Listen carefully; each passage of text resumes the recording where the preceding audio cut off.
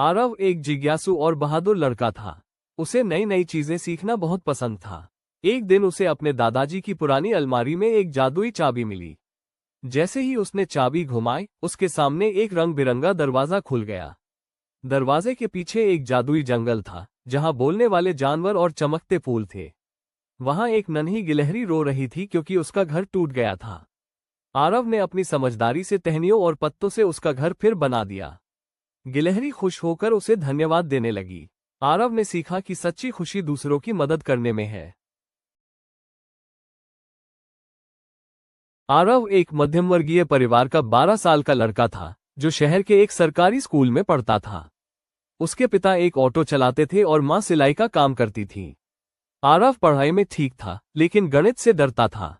हर परीक्षा से पहले वो घबरा जाता और सोचता कि वो कभी अच्छे अंक नहीं ला पाएगा। एक दिन उसके गणित के शिक्षक ने उसे अलग से बुलाकर समझाया कि डर समस्या से बड़ा नहीं होता। उन्होंने रोज थोड़ा थोड़ा अभ्यास करने की सलाह दी। आरव ने तय किया कि वो रोज आधा घंटा गणित को देगा। शुरू में सवाल कठिन लगे, लेकिन उसने हार नहीं मानी। वो गलतियां करता, फिर समझकर दोबारा हल करता। कुछ महीनों बाद यूनिट टेस्ट हुआ। इस बार आरव ने घबराने की बजाय आत्मविश्वास से पेपर हल किया। जब परिणाम आया, तो उसके गणित में पहले से कहीं बेहतर अंक थे। घर पर सभी बहुत खुश हुए।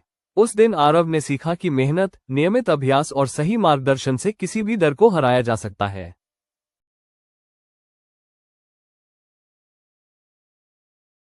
आरव एक छोटा, भूरा और बहुत समझदार कुत्ता था।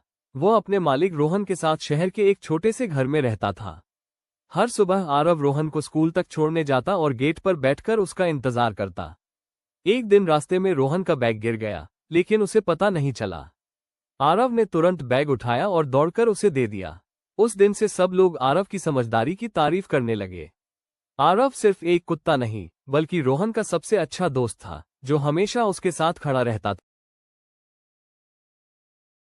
एक छोटे से गांव में आरव नाम का एक प्यारा लड़का रहता था। उसे आसमान में उड़ते बादलों को देखना बहुत पसंद था। एक दिन उसने देखा कि एक बादल बाकी बादलों से अलग, रंग बिरंगा और चमकदार है। अचानक वो बादल नीचे आया और आरव के सामने रुक गया। बादल बोला, आरव, क्या तुम मेरे साथ आसमान की सैर करोगे? आरव खुशी से झूम उठा और तुरंत हाँ कह दी।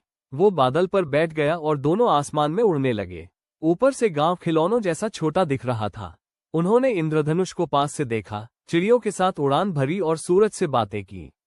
कुछ देर बाद बादल ने आरव को वापस घर छोड़ दिया। जाते जाते उसने कहा, जब भी तुम सच्चे दिल से मुझे याद करोगे, मैं फिर आ जाऊंगा। उस दिन के बाद आरव हर दिन आसमान की ओर मुस्कुरा